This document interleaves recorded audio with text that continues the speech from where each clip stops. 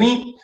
Yo quiero agradecer la invitación a los chicos del FUEC, también a la facultad por habilitar estos espacios de diálogo, sobre todo, inclusive en momentos donde, bueno, hace falta que estemos un poco más en contacto fluido, aunque sea un contacto virtual, hasta que esto se termine de una vez por todas.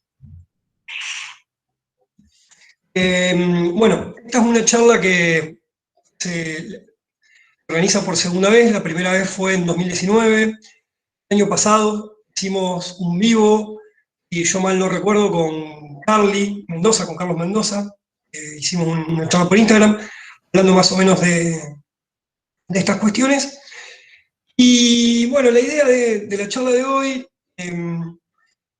es que podamos también dialogar, ustedes vayan manifestando sus inquietudes o sus dudas, si hay algo que tengan una consulta que hacer sobre alguna cuestión que yo no hable o que ustedes crean que yo no voy a hablar, referida a la cuestión de un cierto método de estudio y cierta preparación para rendir, o cuestiones inherentes al examen mismo, pueden ir escribiéndolas en el chat o interrumpiéndome, diciéndome, profe. En el peor de los casos, lo peor que puede pasar es que yo les diga, espérenme 2 segundos y querer terminar una idea.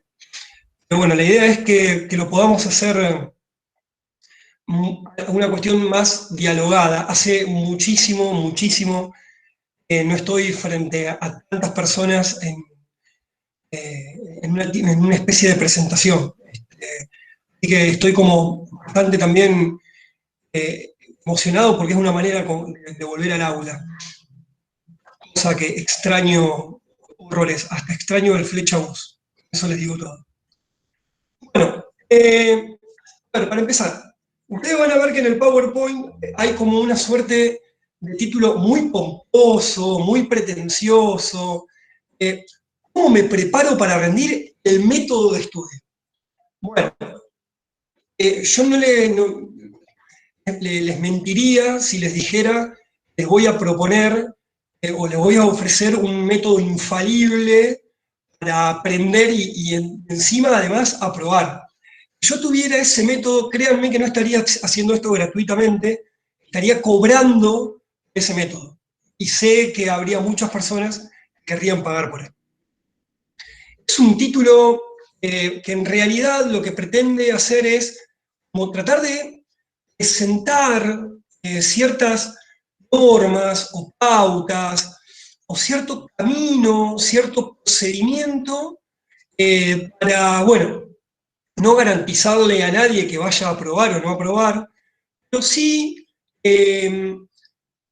como que de esta manera se puede tener un conocimiento un poco más profundo de la cuestión. Es decir, te garantiza una serie de pasos que ofrecen una serie de pasos que sin garantizar un éxito, sí puede ayudarlos y ayudarlas a ordenar su estudio.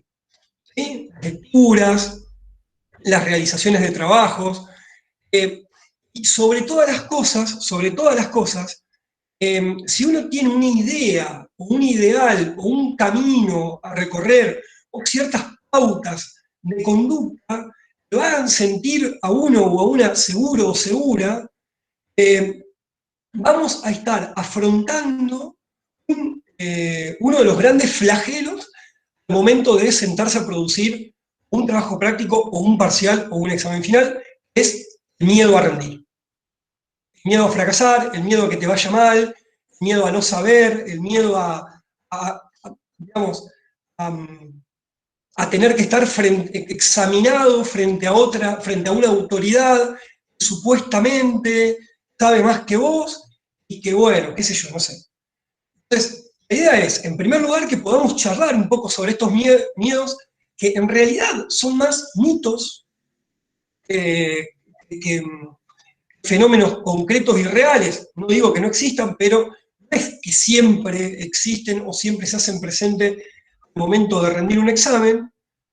inclusive vamos a demistificar el concepto de examen, al mismo tiempo, yo poder tener como una suerte de procedimiento que me va a ordenar en el momento de leer, de estudiar, de producir un material para ser presentado ante otro o ante otra. Sería un trabajo práctico, un parcial, un examen final. ¿Hasta acá vamos bien? ¿Se escucha?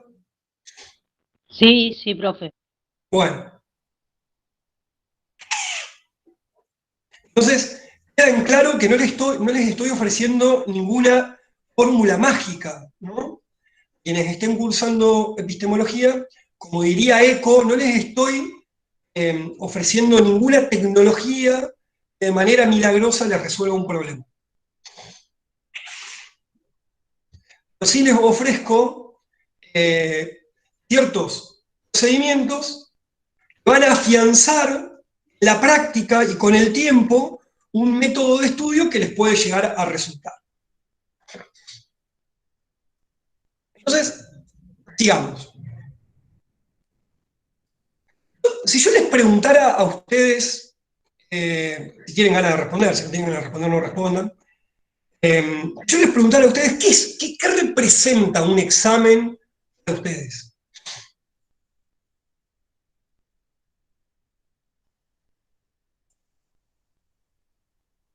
¿Qué dirían?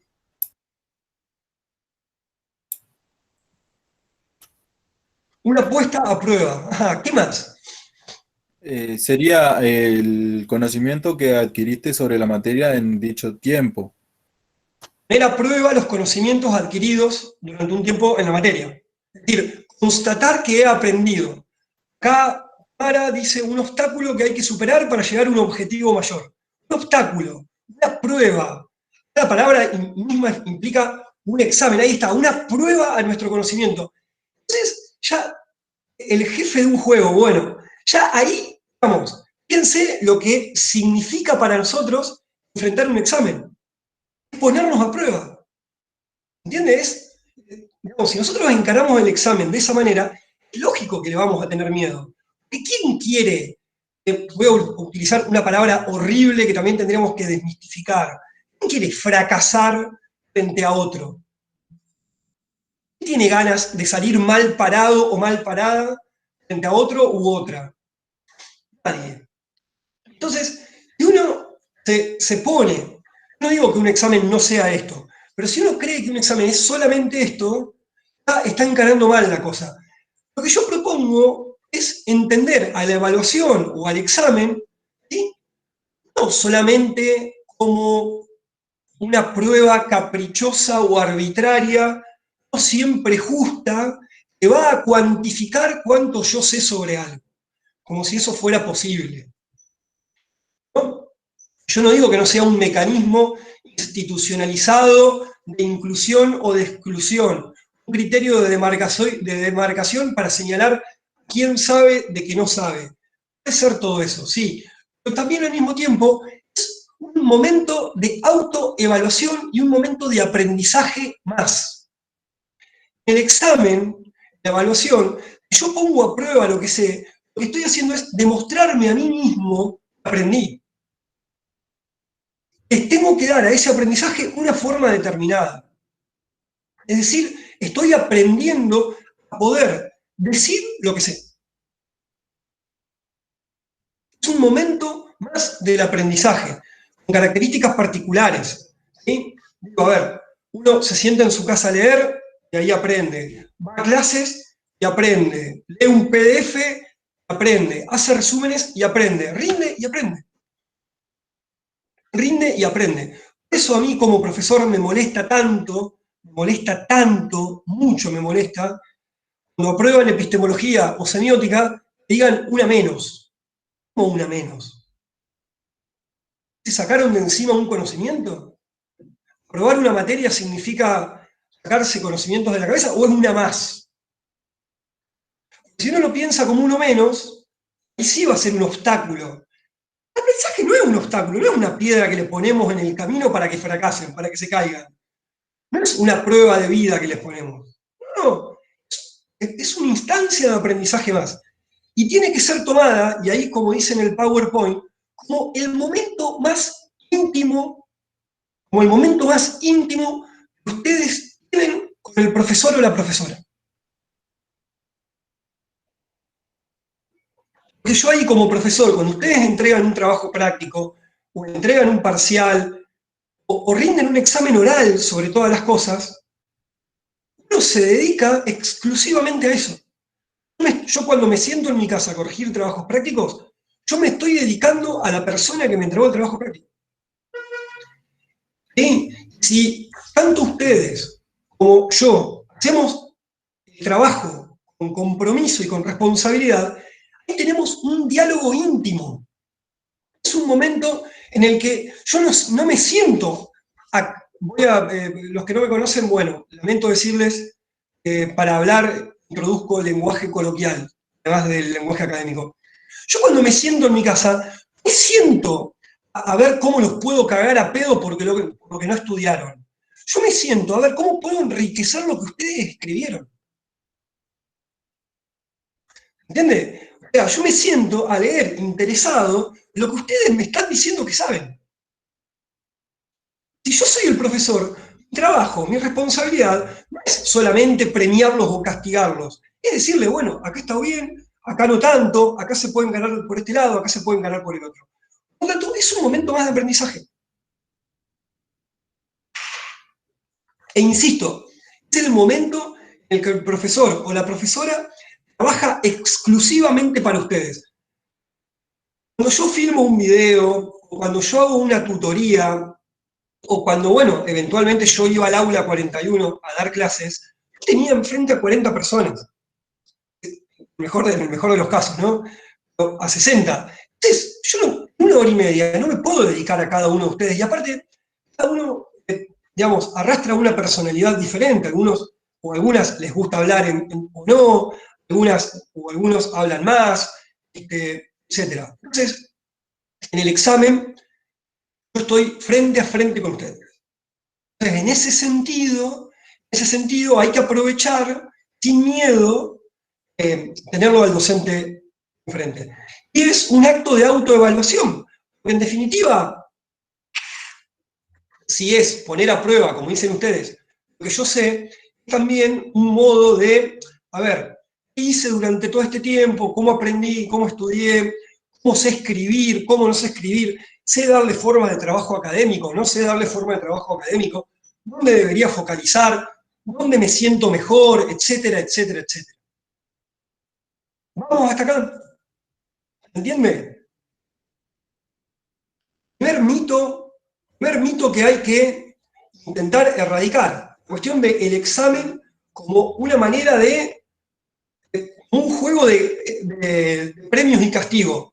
Yo no digo que no lo sea, porque no es que estoy diciéndole, chicos, chicas, no aprueban, no importa, sean felices igual.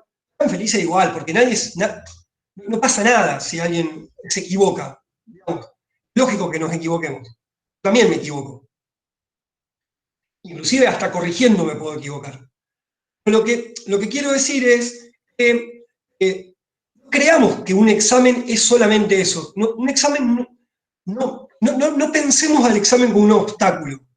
Pensémoslo como un paso más en el proceso de aprendizaje.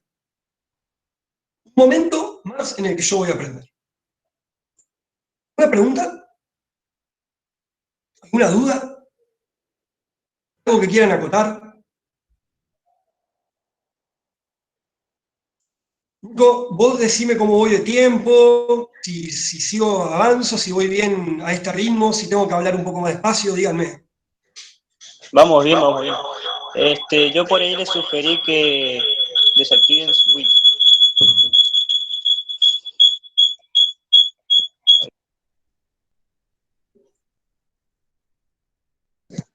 Les sugerí desactivar su micrófono. Uy, se va su micrófono. Bueno, vamos a probar ahí. Les sugerí desactivar el micrófono más que nada por el tema de interrupciones y eso, pero por ahí podemos proponer el tema del diálogo más que nada ahora si quiere. Así, bueno, hacemos más dinámica la charla. Acá yo entendía, Tamara, que no es una cuestión personal, sino es como aparte yo creo que es una sensación compartida, inclusive muchas veces los profesores y las profesoras también, sin darnos cuenta, ¿no? Sin una maldad, digamos, sin una maldad intencional, muchas veces podemos también reproducir esa sensación en ustedes. Bueno, la idea es no hacerlo. Entonces, pensarse a uno mismo también como profesor, digo, la mayoría de ustedes o muchas de ustedes van a ser profesores o profesoras el día de mañana, docentes. Entonces, bien pensar la evaluación como una relación pedagógica de aprendizaje y no de premios castigos. Entiendo que no es personal, y sí que es una sensación colectiva que, insisto, muchas veces los profesores y las profesoras también tenemos bastante responsabilidad en eso, y está mal, es un error. No deberíamos tomar así el examen. Deberíamos plantearlo de esta manera el examen, ¿no? Bueno, también hay que encontrar la manera de poder acreditar sus conocimientos, y hoy por hoy estos son como los mecanismos más consolidados que existen, ¿no? Bueno, seguimos entonces. ¿Cómo prepararme para rendir? Digamos. Esta vendría a ser la gran pregunta-problema de la charla. ¿Qué le llamo pregunta-problema? Bueno, es el problema que vamos a tratar de resolver. ¿Cómo prepararme? Bueno, ustedes verán en la placa que yo les dejo acá del PowerPoint, hay algunas preguntas, vamos a desglosar este gran problema, ¿sí?, de cómo prepararme, vamos a desglosarlo en otras preguntas, más acotadas, ¿sí? Entonces, para poder responder lo más integralmente posible al problema, vamos a desglosar las preguntas. De dos maneras, digamos, si bien, como insisto, como les digo, no hay un método infalible que se pueda aplicar a todos y todas de ustedes, ustedes son diferentes, uno y una del otro y de la otra, sí me parece que hay ciertas cosas que se repiten en cualquier método de estudio. En cualquier método de estudio tienen que estar presentes estas cuestiones para lograr un mejor estudio, para poder llegar, insisto, al examen, a la evaluación, el menor de los miedos posibles. No voy a sorprender ni choquear a alguien si les digo que yo tuviera que responder cuáles son los dos principales pilares que no deberían faltar en un método de estudio: la conciencia y el tiempo. La conciencia y el tiempo. Es decir, uno no puede pretender estudiar bien dejando todo para último momento. Uno no puede pretender estudiar bien matándose 2 días a café y, no sé, la falopa que tomen ustedes para estar despiertas para ir a rendir, y creer que así se aprende, digamos. Yo no digo que no aprueben eventualmente así. Ahora lo que digo es, hay muchas más chances de no aprobar que de aprobar. Porque funcionando de esta manera, ustedes están dejando un amplio margen para que el resultado del examen o del proceso de aprendizaje dependa de la suerte. No digo que la suerte no juega en un examen, claro que juega. A veces te preguntan cosas que estudiaste más o que estudiaste mejor, aprobás y no estudiaste todo el programa o lo que sea. Pero quiero decir, hay más chances de aprender y de aprobar cuando el examen depende más de lo que yo hago a conciencia que cuando depende de la suerte. ¿Hay alguien que no esté de acuerdo con esto? ¿Hay alguien que quiera discutir esto? ¿Hay alguien que lo encuentre problemático a esto? No voy a ejemplos personales, es decir, a mí me pasó una vez que estudié media hora y aprobé. A mí también. Lo que digo es, yo insisto, no les estoy ofreciendo un método infalible, les estoy diciendo, si hacemos las cosas de esta manera, hay más posibilidades de, digamos, bueno, está bien, coincide 100%. Igual, profe, hay dos cosas. Por ejemplo, no es lo mismo estudiar para probar que estudiar para aprender. Estudiar Claro, para probar, lo estudiás y te lo sabes un ratito y después ya se te olvida. tampoco te garantiza que vayas a probar estudiando así. Claro, sí, sí. Digamos, eh, vamos a una discusión, ¿qué es primero, el huevo o la gallina? ¿Se, se puede aprobar sin aprender? Sí, se puede aprobar sin aprender. ¿Se puede aprender sin aprobar? Sí, también se puede aprender sin aprobar. Pero es más, digamos, es más probable que yo alcance a aprobar estudiando para aprender, estudiando solamente para aprobar. Conciencia y con la intención de interpretar para mantener un diálogo con los profesores, como dice acá el compañero Juan Martín Alfieri, con los profesores, con los textos, con los propios compañeros, compañeras también. Es decir, esto, ¿no? ¿Cómo puedo estudiar para dialogar? ¿Cómo puedo estudiar para dialogar? Es decir, para yo tener una opinión formada y fundamentada respecto a lo que estoy estudiando. Está buenísimo. Digo, ¿quién no quiere tener una opinión formada y fundamentada? Es decir, ¿quién no quiere aprender?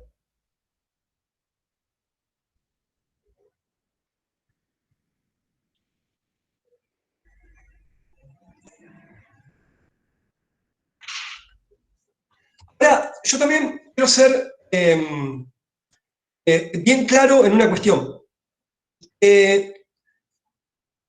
No todos, no todas estudian en las mismas condiciones.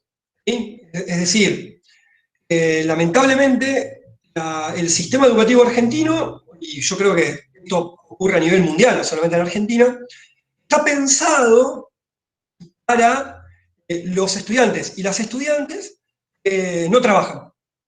Es decir, el régimen de cursado, la cuestión de las correlatividades, la cuestión de los exámenes, las exigencias, etcétera, etcétera. Es decir, la universidad todavía está pensada para aquellos y aquellas que no estudian. Quiero decir, es mucho más probable que te vaya bien en la facultad si vos solamente te dedicás a estudiar, si vos te tenés que dedicar a trabajar, a pagar un alquiler, a mantener hijes, a criar hijes, a educar hijes, a sostener una familia, si no tenés ya 18 años, es decir, si ya venís con toda una carga encima, etc.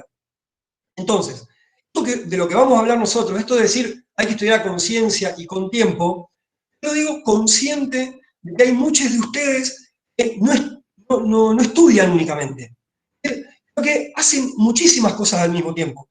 Bueno, con más razón necesitan un método, con más razón necesitan un procedimiento, no sé si un método, pero sí respetar cierto procedimiento. Es decir, poder ordenar un comportamiento respecto a su estudio. Al menos hasta que el Estado, bajo la bandera que sea, se haga cargo de que la educación es efectivamente un derecho humano, ¿sí? Y por lo tanto debería ser gratuito y nadie que estudie debería trabajar. Bueno, mientras tanto, vengo a proponerles un método.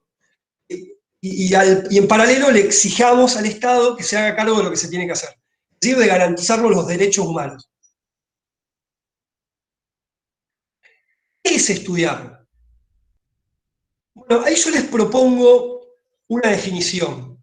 Estudiar es un proceso que implica diferentes etapas de lectura y de escritura.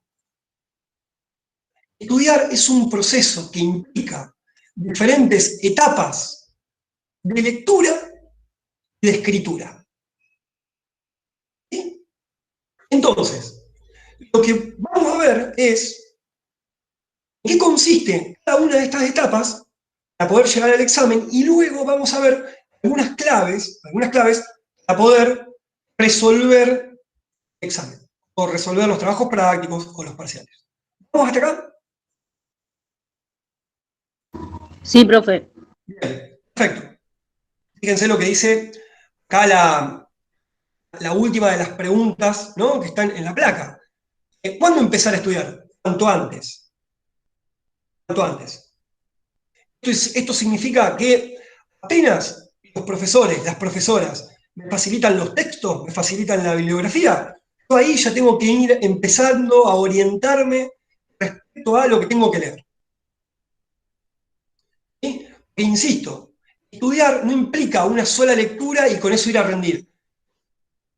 ¿Quieren ir a rendir leyendo una sola vez? Todo bien, vayan, está buenísimo. ¿Les puede ir bien? Seguramente les puede ir bien. Pero yo no vengo a hablar de eso, vengo a hablar de otra cosa.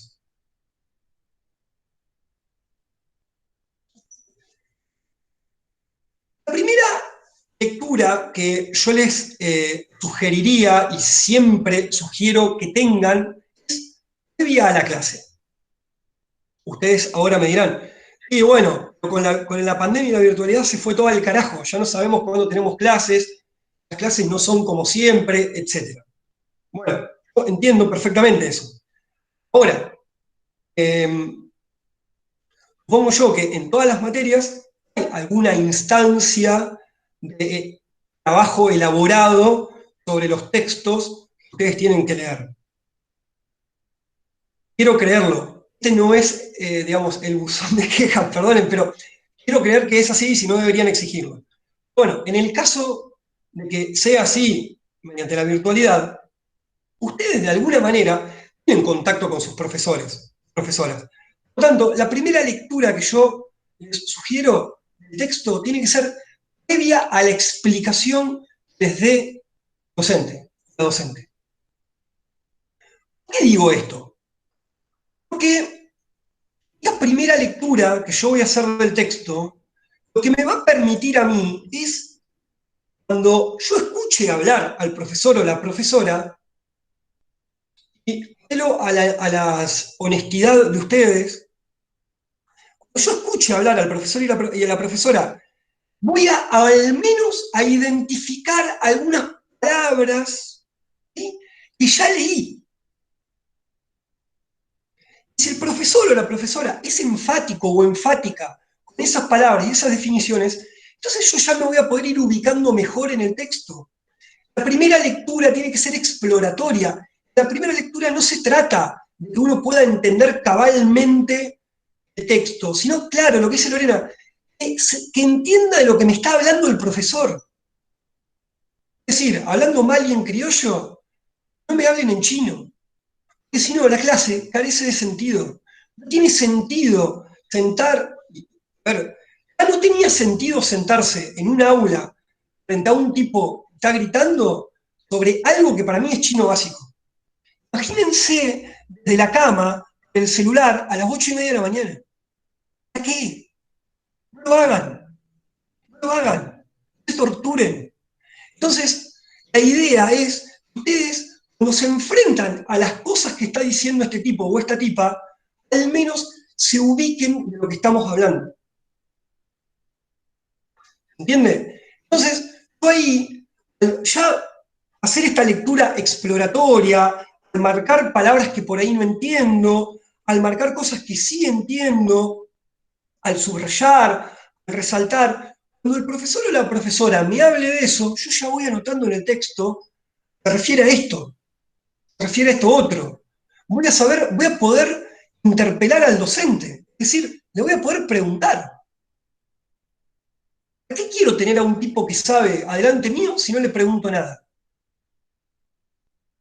Porque después ocurre otra cosa. Uno por ahí confunde, digo porque a mí me pasa también como estudiante, seguramente a ustedes también les ha pasado alguna vez, ustedes dicen, yo a Ramiro le entiendo perfectamente, pero después van al texto y no entienden el texto. ¿Por qué? Porque una cosa es lo que dice Ramiro y otra lo que dice el texto. Yo estoy hablando sobre lo que dice el texto, no estoy leyendo el texto. Yo estoy explicando algo con palabras, quizás en el texto no están. Entonces, cuando ustedes quieren ir a identificar lo que digo yo en el texto, no lo encuentran.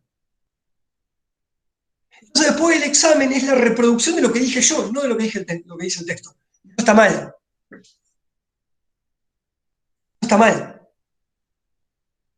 que lo que evaluamos son los textos y el trabajo que ustedes hacen sobre el texto, no el trabajo que hacen sobre lo que yo dije sobre el texto. Ustedes se pueden ayudar de lo que yo digo sobre el texto a comprender el texto, para elaborar un conocimiento sobre el texto. No pueden elaborar conocimiento solo con lo que yo digo. Lo que yo digo está referido a algo. Entonces, esta primera lectura, vamos hasta acá. Sí, profe. Esta primera lectura, ¿sí?, me sirve a mí para identificar las partes del texto, para apuntes en la clase, ¿sí?, en el texto, con el texto. Es muy diferente, y acá a ver si yo puedo empatizar con lo que les sucede a ustedes o con lo que sienten. No es lo mismo, digamos, leer y transcribir lo que dice el pizarrón a mi cuaderno. No es lo mismo hacer una transcripción literal del pizarrón al cuaderno, que poder trabajar junto con el pizarrón, el texto. No es lo mismo. Entonces, la idea de la lectura previa a la clase es esta: poder trabajar en clases con el profesor sobre el texto y con el texto.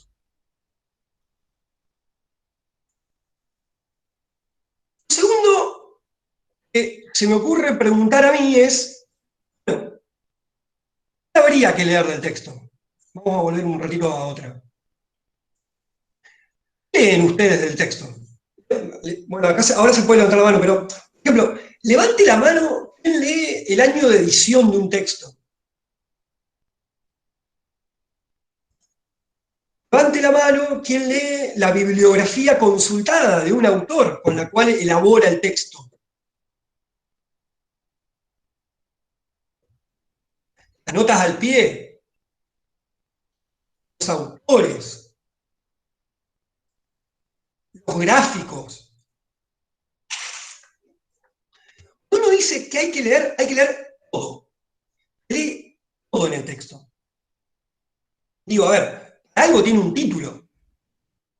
Algo tiene un título. El título es lo primero que me va a ubicar a mí sobre qué cuestiones va a trabajar el texto. Es decir, qué problemas tal vez va a intentar resolver, o al menos qué temas va a intentar problematizar este autor. Después, si tiene una breve introducción, un prólogo, un copete, como estamos acostumbrados a llamar en el discurso periodístico, una breve reseña del texto, más aún me va a permitir a mí interpretar de qué habla. Entonces, lo que hay que leer del texto es tanto el texto como los paratextos. ¿Sí? ¿Qué son los paratextos? Son los elementos que acompañan al elemento lingüístico del texto. Títulos, subtítulos, bibliografía, notas al pie, imágenes, fotos, etc. Es decir, en esta primera lectura exploratoria que nosotros haríamos, tenemos que explorar el texto por completo. Y acá viene una cuestión que yo siempre recomiendo tener muy presente en la manera en que uno encara la lectura de los textos. Los textos hay que encararlos en términos problemáticos. Es decir, no hay que ir a hacer una lectura simple, llana, descriptiva del texto, o al menos no únicamente descriptiva. Porque si nosotros no leemos el texto en términos problemáticos, nunca vamos a entender para qué y por qué estamos leyendo lo que estamos leyendo. Es decir, ¿qué está este texto acá? ¿Por qué tengo que leer este texto? ¿Qué intenta responder? ¿Qué forma parte del programa de la materia? ¿Qué está en tal unidad? ¿Qué vínculos tiene con los textos que le siguen y le anteceden? ¿Qué estamos tratando de responder, de preguntarnos a través de este texto? ¿Entiende? Siempre hay que, porque digamos, si se trata de aprender, no se puede aprender sin problemas. Es decir, digo, uno aprende lo que no conoce. Para poder aprender lo que uno no conoce, uno se tiene que hacer una pregunta respecto a eso. No se hace una pregunta, no hay problema. Si no hay problema, ¿qué voy a resolver? Nada. Uno encara el conocimiento de lo que ya sabe. No, uno investiga lo que no sabe. Lo que cree saber, para poder fundamentarlo. No va sobre las certezas. Es sobre lo que habría que ir, ¿no? Sobre las certezas. Bachelard, Gastón Bachelard, un autor que yo extraño en epistemología, no sé por qué lo sacamos, no entiendo por qué lo sacamos, dice que uno solamente puede aprender en contra de uno mismo. Es decir, uno aprende en contra de lo que ya sabe. Aprender es erradicar prejuicios, es decir, conocimientos previos, yo ya doy por seguro o por ciertos. Entonces, siempre hay que encarar los procesos de aprendizajes en términos problemáticos. ¿Qué problema plantea el texto? ¿Qué preguntas intenta responder?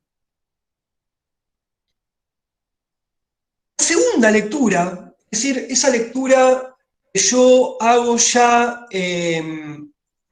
una vez transcurrida la clase, va a ser un tipo de lectura comprensiva. Yo ahora voy a trabajar con lo que yo ya leí, voy a trabajar con lo que yo ya anoté, y voy a trabajar con lo que el profesor o la profesora me dijo. Por lo tanto, ¿cuándo hacer esta segunda lectura del texto, que no va a ser la última? Lo más cerca de la clase posible. Más cerca de la clase posible. Inclusive, yo ya me adelanto a lo que puede suceder. Inclusive, si va a ser la primera lectura que yo haga del texto, con más razón, que sea lo más antes posible, ¿sí? Es decir, lo más rápido, lo más cercano a la explicación del profesor o de la profesora. Porque, vamos, ¿cómo funciona la memoria? La memoria, digamos, funciona mejor cuando las impresiones son más fuertes, es decir, cuando los recuerdos son más nítidos. ¿Cuándo los recuerdos son más nítidos? Los tengo más cercanos en el tiempo. Digo, a ningún profesor o profesora les va a generar una impresión tan fuerte hoy por hoy que la van a recordar dentro de 25 años. Nadie se va a acordar de mí. Entonces, vayan a leer el texto lo antes posible. Vayan a leer el texto lo antes posible.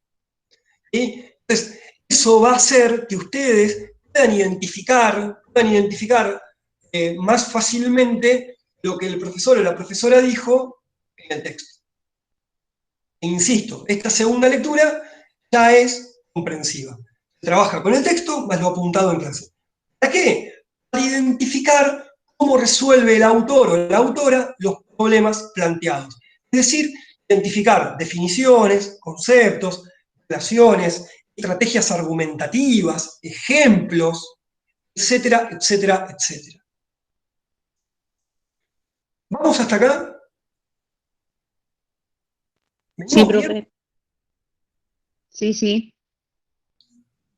Estamos mal, pero vamos bien, dijo un expresidente fallecido hace poco. Vamos bien.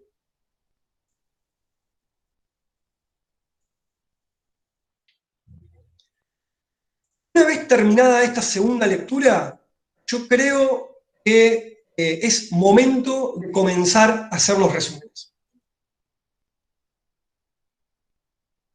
Acá es cuando uno hace esos resúmenes. Me quiero detener en esto, no me voy a detener ahora, me voy a detener dentro de unos minutitos, pero necesito hacer algunas advertencias sobre los resúmenes, porque así como pueden ser facilitadores, pueden ser nefastos, pueden ser el peor enemigo.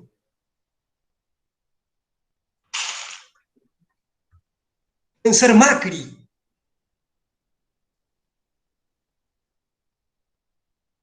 La educación es un acto polémico, ¿no? Y cuanto más polémicos sean las opiniones al respecto mientras puedan estar fundamentadas, siempre son bienvenidas.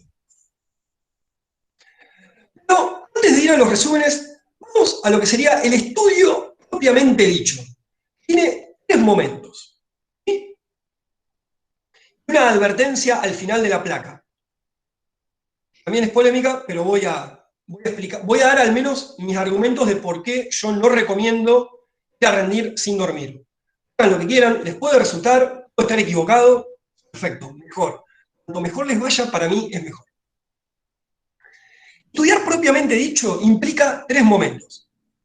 El primero es el de memorizar. ¿Sí?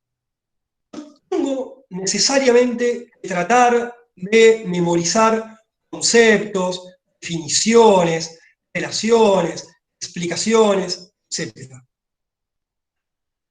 Mi pregunta es, les pregunto, ¿hay que estudiar de memoria? No. No es aconsejable. No hay que estudiar solamente de memoria.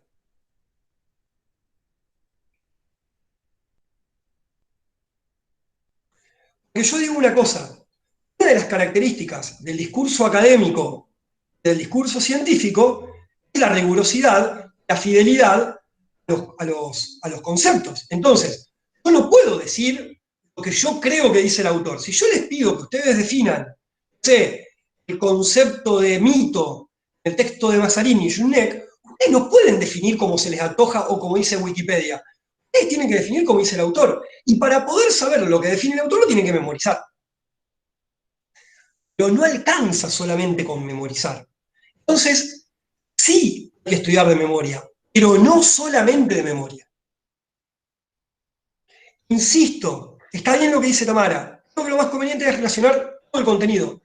Por supuesto, que también, además de memorizar, hay que comprender. No hay una instancia de memorización y de memorización, no está bien dicho. Si está mal dicho, déjame.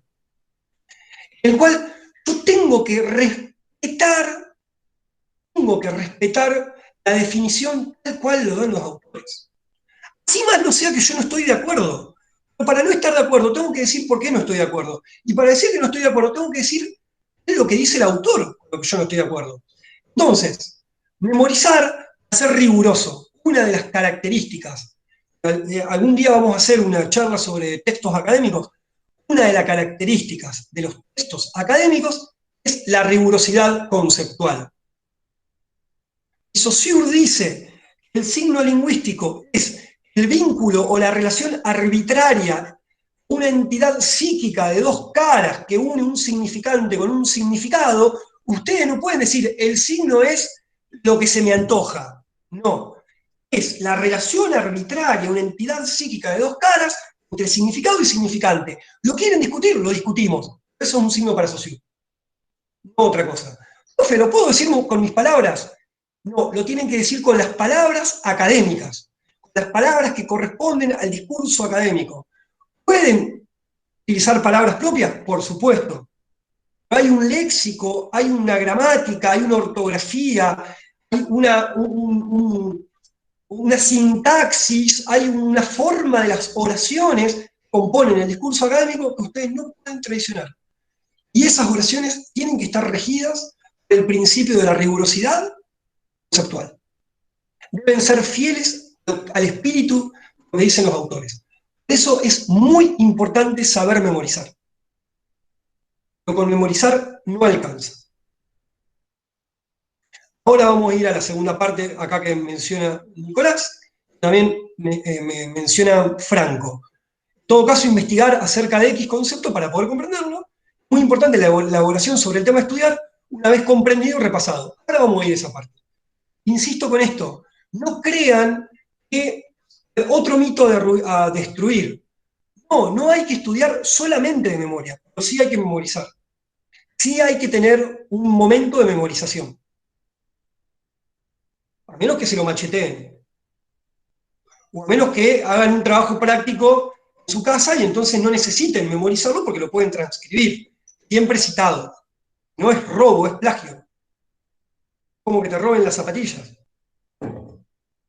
Es chorros de las ideas.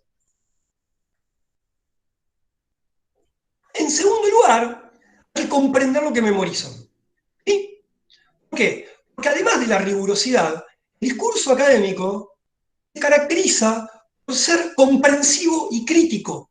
Es decir, todo lo que un universitario o una universitaria dice debe tener su correspondiente explicación o argumentación. Y para poder argumentar y para poder explicar, debo comprender lo que quiero explicar, lo que estoy queriendo explicar. Por lo tanto, no alcanza con memorizar, no alcanza con transcribir únicamente fragmentos de un texto. Ustedes dirán, pero yo he aprobado muchas veces así. Está bien, no deberían. No deberían. Vamos, el profesor no es solamente un divulgador. El educador, la educadora no son solamente divulgadores de la cultura. Son divulgadores de una cultura que pretenden transformar para hacerla más justa. Esa, digamos, la lógica del acto educativo. No es adiestrar, inculcar, meter cosas en la cabeza de otra persona. Es divulgar críticamente la cultura. Esa es también, forma parte del discurso académico. Por lo tanto, ustedes tienen que poder, así como dice Franco, Nicolás y Tamara, uno puede tener que poder relacionar todo el contenido, es decir, encontrar vínculos entre un concepto y el otro, analizar de manera sistemática o integrar los conceptos. Para eso es muy importante esta segunda, digamos, este segundo momento de comprensión.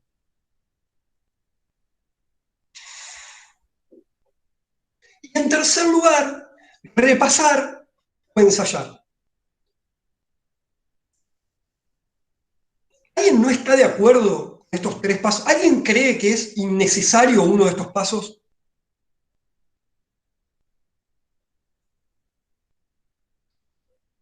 Piensen que no los estoy evaluando, o sea que estamos dialogando, discutiendo un rato. ¿Ustedes creen que memorizar no es necesario? Bien, entonces, ¿cómo sabes cómo define Saussure al signo? La consigna dice definir, no explicar.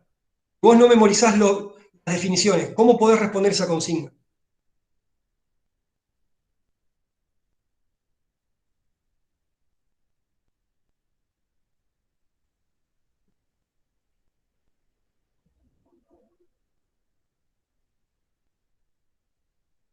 ¿Cómo podríamos resolver ese problema?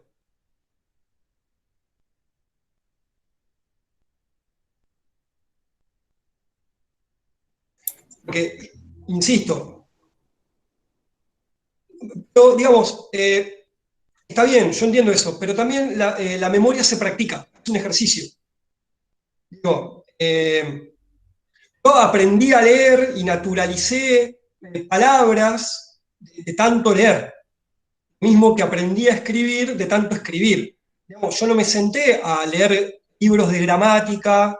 Entonces, esa habilidad, como cualquier habilidad, a menos que, claro, uno tenga algún problema cognitivo, de aprendizaje, ¿sí? Digamos, el profesor o la profesora debería poder contemplar, debería estar informado sobre eso. Digamos, así como cualquier habilidad produce, crea. Uno no nace con habilidades innatas. ¿Puede tener alguna predisposición genética? Puede que sí. Pero si yo no ejercito el hábito, la habilidad, la técnica de la memoria, nunca la voy a poder ejercer. Eso es importante, encarar el estudio con tiempo. Fíjense, yo no dije que los dos pilares en los que se sostiene el estudio son la memoria y el tiempo, son la conciencia y el tiempo. También tengo que ser consciente de memorizar algunas cuestiones. Porque, insisto, no es lo mismo definir el signo según Saussure como una entidad plánica o una entidad psíquica de dos caras que une arbitrariamente significante y significado, es decir, el signo lingüístico es una cosa que está compuesta por otras dos que están unidas de alguna manera y que esas cosas son significación y significado. Bueno, bueno, profe, pero más o menos. No, más o menos no. Más o menos no es académico. Ese es el problema. No es que yo no entienda que ustedes estuvieron cerca. No es académico. Yo no evalúo la intención subjetiva. Yo lo que evalúo es un texto producido. Ese texto producido tiene que tener determinadas características. Una de las características es la rigurosidad conceptual. La rigurosidad conceptual se da al memorizar y al comprender. Es necesario comprender, memorizar. Lo mucho más importante es concientizarse, comprender lo que estoy leyendo. Y también es muy importante repasar. Profe, Sí, como por ejemplo cuando sos chico, el tema de las tablas. Al principio uno las memoriza y después en realidad lo vas comprendiendo por qué es no, dar ese resultado, digamos. claro, o no. Podés comprenderlo o no, porque de última se te termina haciendo un hábito la tabla. Yo ya ni pienso. Es más, yo ni Sacamos la pienso en nada, agarro calculadora. el teléfono. Tengo el cerebro ya chito. Yo estoy en curva descendente. Si no sacamos la calculadora, profe. Sí, más vale. Es un daño, es como el autocorrector de los celulares, una porquería. Pero bueno, ya está, no tengo más ganas de escribir. Repasar, yo digo, no repasar de noche y ustedes miran, pero a mí me resulta porque no tengo tiempo de estudiar y qué sé yo. El problema es que el cerebro tiene que estar descansado para poder pensar bien. Si no duerme, encima lo falopean, el cerebro no funciona como debería funcionar. Entonces ahí más van a depender de la memoria y más van a depender de la suerte. Porque las sinapsis no van a funcionar de manera tal que ustedes puedan comprender, digamos, fácilmente, porque van a estar cansados, van a estar cansadas. Imagínense que ustedes pasan una noche entera sin dormir, tratando de incorporar conocimientos que no tenían hasta ese momento a base de café, ibuprofeno y Red Bull. Si se ríen es porque lo hacen. A mí me dio gracia, profe, nunca lo hice. Bueno, digo, a ver, si encima rinden a las 6 de la tarde, porque en Water se cursa por lo general de tarde, tienen que pasar hasta el otro día. Y no, me voy a dormir una siesta. No se levantan, chiques. No se levantan. No, dejo el recuperatorio. El recuperatorio vuelve a pasar lo mismo. No me estoy cagando a pedo. Yo lo hice. Lo hice. Llegaba al examen, lo único que quería era irme a mi casa. Me quería ir a mi casa. Me quería ir. No me quería ir. Bueno, puede que eventualmente les resulte, pero eso es más de la suerte que otra cosa. Vamos a dos cuestiones que me interesan resaltar antes de que se termine el tiempo. Tiene que ver con los resúmenes. ¿Sí? Una manera de poder memorizar y comprender al mismo tiempo es elaborando resúmenes, elaborando esquemas, ¿sí? Marcos conceptuales, si ustedes quieren. Se ve ahí la placa de los resúmenes, ¿no? Sí. Está Sí, sí. buenísimo. Está buenísimo que ustedes hagan sus resúmenes, porque es una manera de comprender, memorizar y repasar al mismo tiempo. Ahora, no estudien resúmenes ajenos. No toreen resúmenes. No funcionan. Porque los resúmenes son esquemas. Resúmenes son esquemas. Y vayan a explicarme ustedes qué carajo significan esas flechas que yo pongo en diferentes colores, en diferentes biromes y con diferentes resaltados.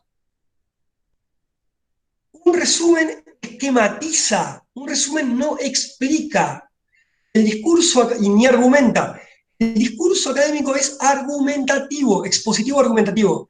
Entonces, si ustedes estudian de un resumen ajeno, no van a saber explicarlo. Ahí está. Los resúmenes son interpretaciones personales de cada texto. Estudiar los resúmenes ajenos, lo único que puede llegar a hacer es confundirlos más. Confundirlos más. Yo estoy, como Juan dijo recién, 100% de acuerdo, coincido 100% con lo que dice Tamara. Digamos, es reinterpretar lo que interpretó otro, inclusive muchas veces, porque un resumen es el resumen de la clase con el texto. Una tercera versión de lo que yo tengo que estudiar. Imagínense si ustedes llegan a eso.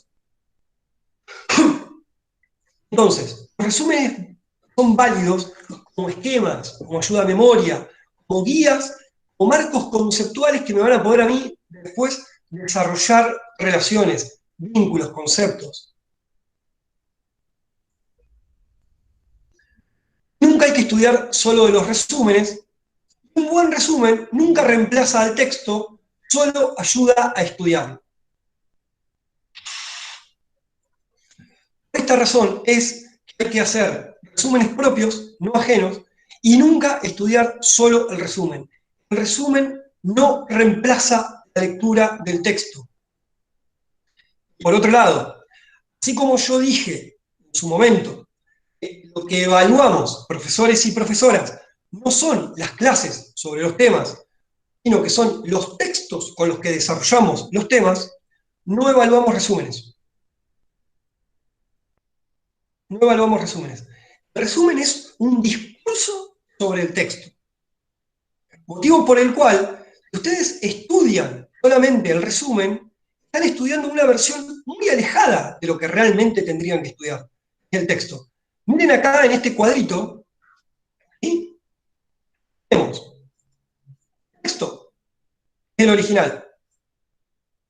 Un apunte sobre ese texto. La primera copia del texto. Un resumen del apunte. La segunda copia, y lo que yo creo es lo más importante de la primera copia del original. La respuesta del examen, entonces, consiste en lo que recuerdo de la primera copia del texto original. ¿Cómo carajo quieren responder bien la consigna si van a responder una cuarta versión de lo que tendrían que responder? Por lo tanto, tanto el apunte como el resumen ayudan a que ustedes respondan con el texto, no solamente con el resumen. No estudien el resumen.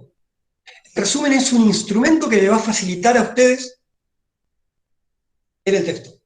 ¿Entiende esto? ¿Entiende cuál es la relación entre texto, apunte, resumen y respuesta del trabajo? Si ustedes responden la respuesta solamente con el esquema, mal. Están respondiendo con un material con el que no tienen que responder.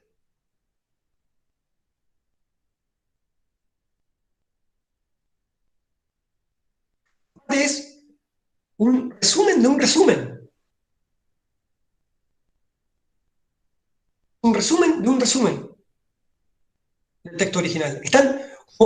La respuesta está como 4 versiones alejadas del original. E insisto, si ustedes estudian de resúmenes que no son propios,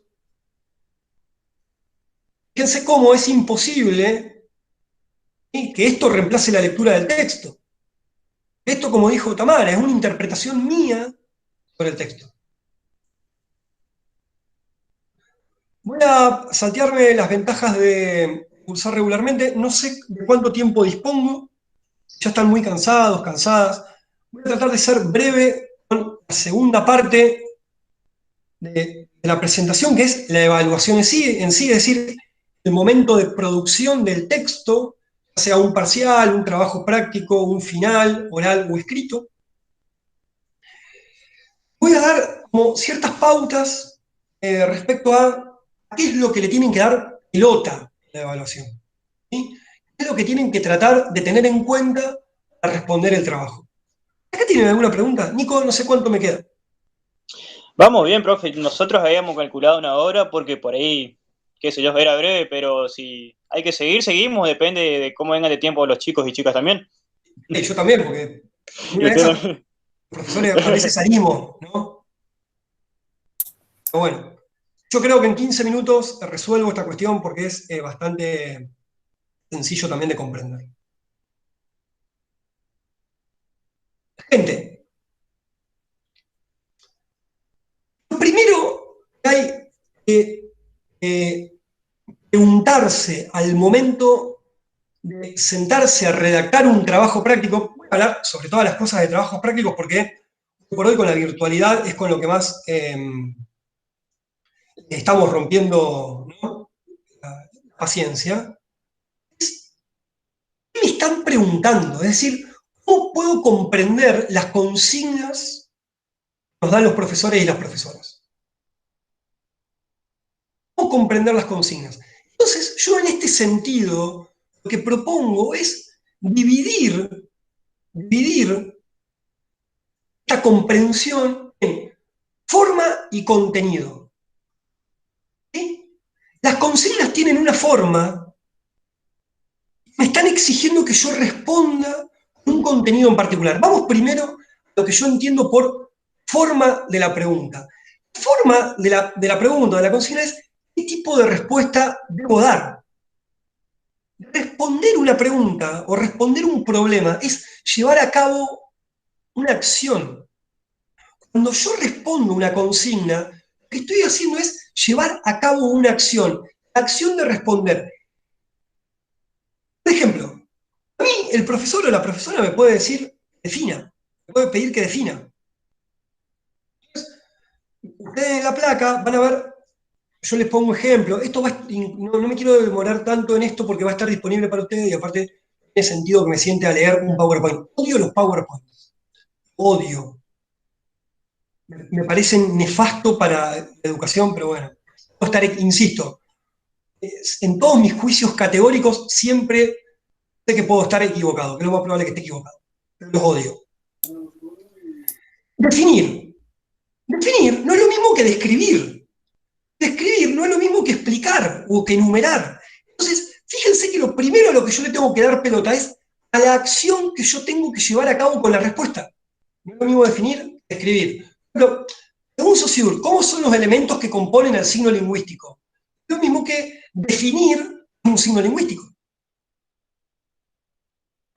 ¿Se entiende la diferencia? Se nota, es muy importante percibir esta diferencia. Porque mi respuesta debe adecuarse a lo que se me pregunta. Y no solamente en contenido, también en forma. Entonces, hay que leer con atención la pregunta, o la consigna en general. Puede ser que la consigna no venga en forma de pregunta, puede ser que la consigna venga en una forma de orden, de imperativo. Desarrolle esto, no sé, defina esto. ¿Entiende? Esto yo le llamo adecuar la forma. Quiero decir una cosa, además de quedar grabado, yo les voy a compartir un PDF con todo esto también, escrito. ¿Sí? Así que quédense tranquilos. Inclusive, y tranquilas, inclusive, fíjense ustedes, adivinar puede ser una de las acciones que ustedes lleven a cabo en un examen. ¿Por qué? ¿Parece válido adivinar?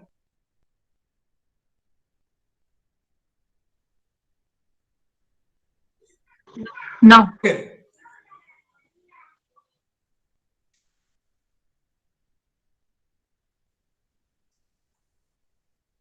Bueno,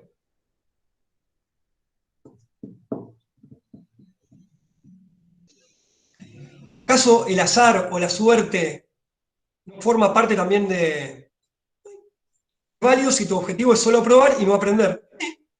Más de una vez van a estar frente a situaciones en las que van a querer aprobar y no aprender. Y además, insisto con esto, una evaluación tampoco representa de manera absolutamente real o justa cuánto uno aprendió o no aprendió.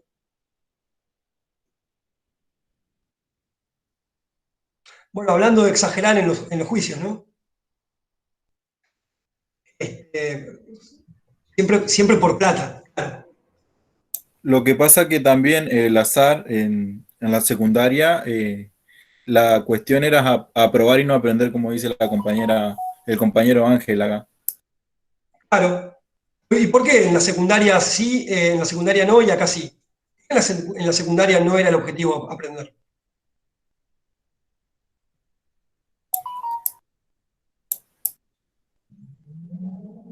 Digo, quiero decir esto. El examen se presenta como un multiple choice. Está dada la situación para que ustedes puedan adivinar. Válido, válido. Siempre y cuando tenga que ser una respuesta Sí, pero verdadera, tenés que porque si ya te comprender. tiran la falsa y que la fundamente, está en el horno.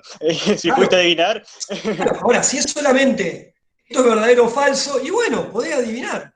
Y si digamos, si el profesor o la profesora está abriendo ese juego, uno después puede discutir si es válido o no válido como método de evaluación.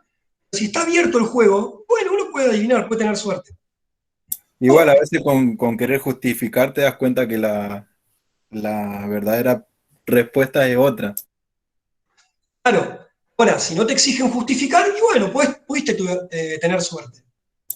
Ahora, si uno cree que se va a recibir gracias a la suerte,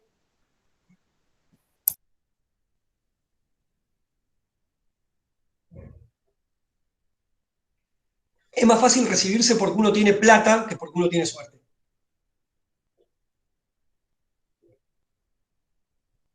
Lamentablemente, ¿no?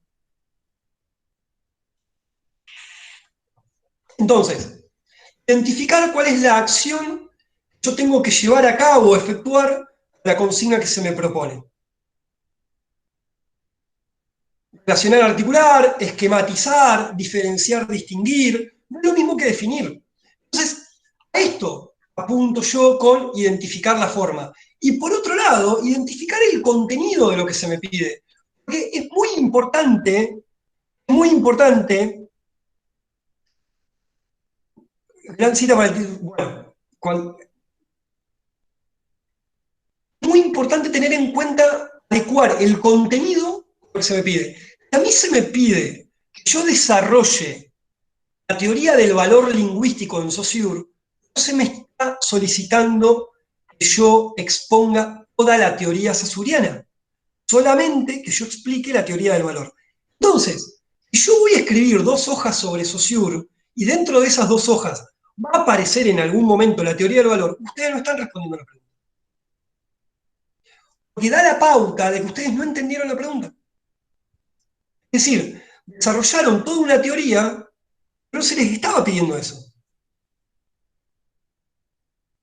Entonces, esto no quiere decir que sean concisos o que no expongan rigurosamente lo que se les pide. Les pide que lo expongan rigurosamente eso y no todo. Menos, por supuesto, que alguien les diga, bueno, resuman el pensamiento de tal autor. Sí, agarren, entren a Wikipedia y metan. No esperen eso de epistemología y de semiótica, no lo esperen. Pero, ¿se entiende lo que voy? Digo, que una por ahí se sorprende cuando alguien les corrige que está mal. Pero si yo puse todo. No.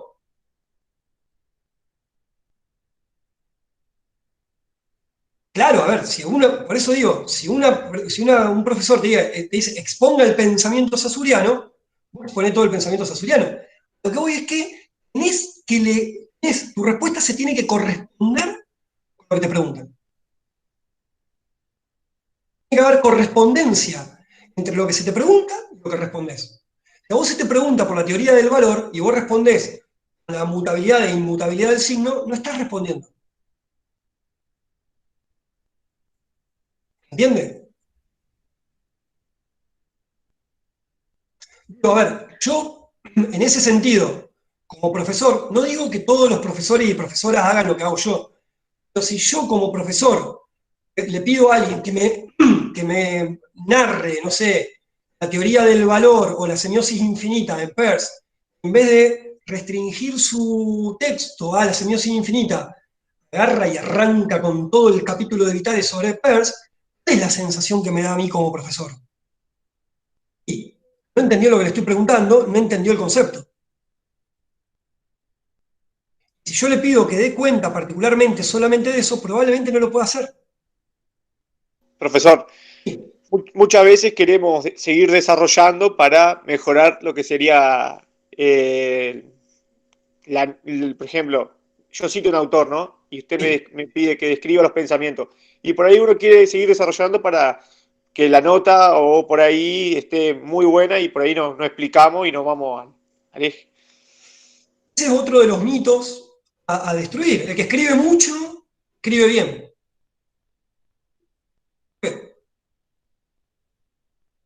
es la relación necesaria. Es decir, yo digo necesaria, quiero decir así y solamente así. ¿Por qué escribir mucho es sinónimo de escribir bien? No necesariamente. Yo entiendo que alguien, digamos, inclusive eso denota que la persona intentó investigar o desarrollar. El problema es que eso nosotros no podemos evaluar como docentes la, digamos, el trabajo sobre el texto si lo que se responde no está bien. Nadie va a encarar, yo no voy a encarar la lectura de un examen o de un trabajo diciendo lo hizo con ganas, lo hizo sin ganas. Yo voy a encarar la lectura del examen en términos de, bueno, a ver, responde a lo que se le consigna. ¿Podemos entablar un diálogo en torno a lo que se le pregunta? ¿Sí o no? Ahí va. Entonces, digo, ojalá esta charla también colabore en desmistificar esta cuestión de, bueno, cuanto más desarrolle, más chances voy a tener de, ojo, cuanto más desarrolle sobre lo que se te pide, sobre todo. Hay que saber diferenciar, hay que saber distinguir eso, ¿no? Está bien desarrollar puntualmente sobre lo que se te pide. Sí, después hay profesores a los que les gusta ir sobre todo un autor. Sí, sí, está bien, no me parece mal. Inclusive eso pasa sobre todo en postítulos o posgrados, donde uno ya se hace como especialista de una obra, un tema muy en particular. Bueno, y acá ustedes dirán, bueno, está bien, hice todo lo que me dijeron que tenía que hacer. ¿Es suficiente? La respuesta. ¿Cuándo la respuesta agota todo lo que tiene que responder? ¿Tengo una manera de saber cuándo la respuesta tiene un punto final? Y no en un 100%, pero si yo repaso, noto que mi respuesta está fundamentada en la bibliografía con la cual se solicita que yo responda lo consignado, tiene más chance de ser una respuesta suficiente a que si no está fundamentada. ¿Cuándo digo yo fundamentada? Cuando todo lo que expongo tiene un porqué, un argumento. Es decir, ustedes, chicos, chicas y chiques, tienen que ponerse en la cabeza de que lo que discutimos no son ideas, son los argumentos con los que yo defiendo las ideas.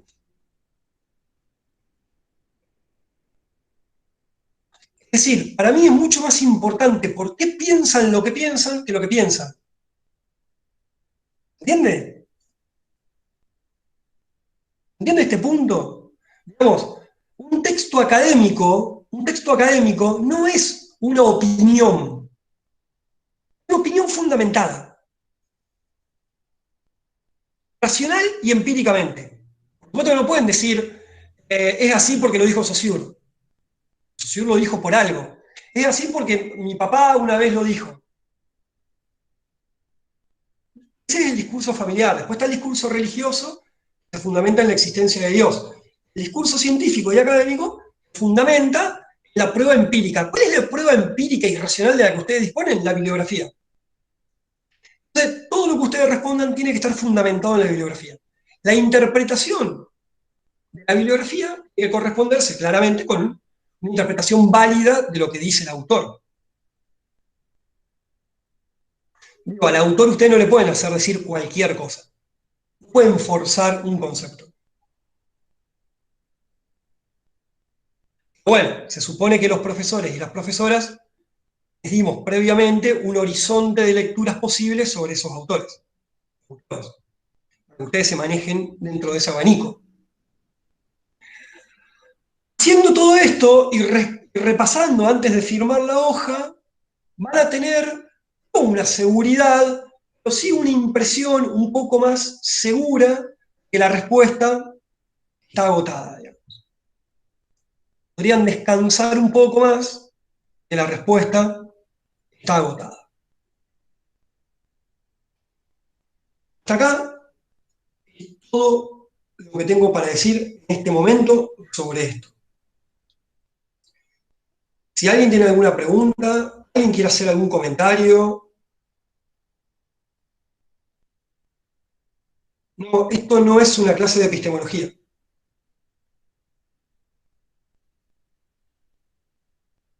Hay gente que no tiene nada que ver con la epistemología ahora.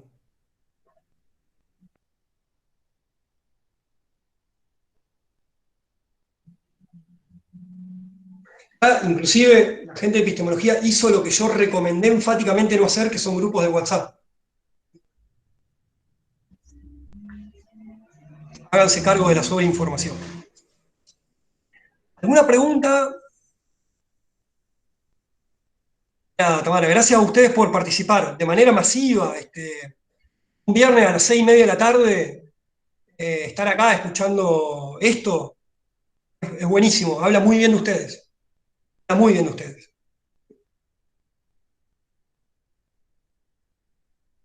Habla mejor de ustedes que de mí. Voy a dejar de ser demagógico. Me alegro, Franco.